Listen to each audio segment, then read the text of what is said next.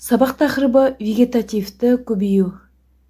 Вегетативті көбею жыныссыз көбеюдің бір түрі. Бұл әдісте ағзалар өз денесінің бір бөлігі немесе жеке мүшелер арқылы көбеюі. Бұл алғаш рет көп жасушалы ағзаларда пайда болған. Және пайда болған ұрпақ аналық ағзаны толығымен көшіреді. Сондықтан оларды клондар деп те атайды. Клондар дегеніміз басқа ағзаның кез келген бірақ маманданбаған бөліктерінен пайда болған ағзаларды айтамыз.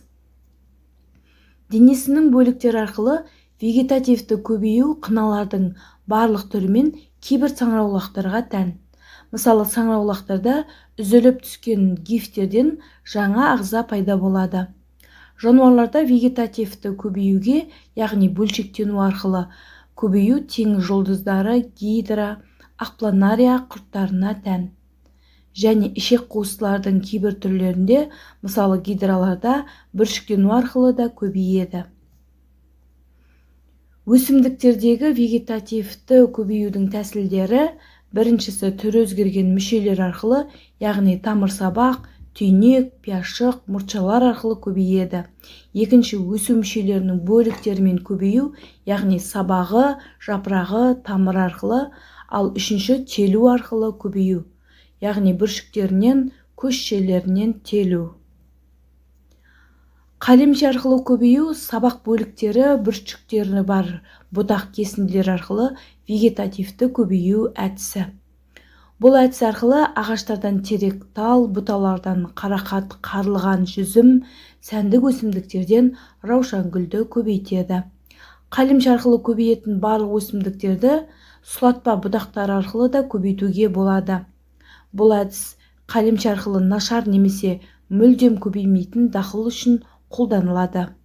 Вегетативті көбеюді өсімдік шаруашылығында қолдану мақсаттарына тоқталсақ, жынысты жолмен будандастыруға болмайтын ағзаның қасиеттері бар өсімдіктің жаңа буданда сұрпын алу үшін қолданылады. Едәуір бағалы өсімдіктің генетикалық біртекті, яғни таза сұрыптарын алу үшін қолданылады. Жынысты жолмен сапалы көбеймейтін сұрыптарды көбейту үшін қолданылады және клонды сұрыптау бойынша тәжірибе жүргізу үшін қолданылады. Телу арқылы жеміс-жидек дақылдарының көптеген сұрыптары бар. Телу бір өсімдік бөлігін басқа өсімдікке қондыру.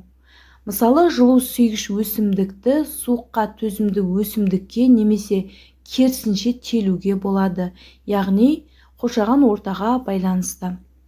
Телудің әдістері қалемше әдісі және көшшелеу әдісі. Қалемше әдісі, яғни қалемше арқылы телуде бір өсімдіктен кесіп алынған бұтақ телінуші тұтас өсімдік сабағының кесіндісіне телінеді.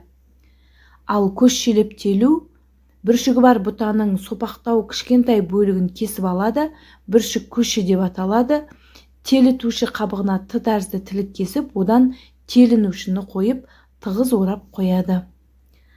Қазіргі кезде биотехнология әдісінде өсімдікті ұлпас арқылы көбейту қолданылады.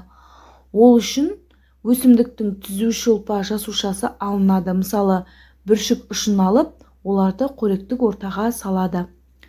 Яғни ұлпалар көбейеді, олар негізгі ұлпа жасушасына ұқсас болады және каллус деп аталады. Каллус телу кезінде камбиден түзіледі. Ол телінуші және телітушіні біріктіреді. Енді оқу тапсырмасы: бірінші тапсырма бойынша тест тапсырмасы, екінші тапсырма бойынша кестені толтыру.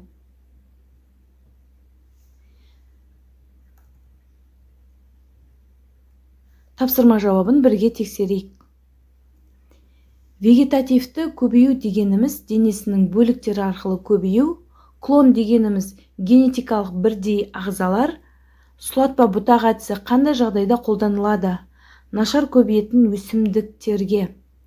Телу дегеніміз бір өсімдікті екіншісіне қосу.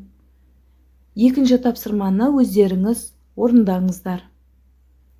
Сіздермен болған мен Рауа Болатбекқызы. Келесі кездескенше.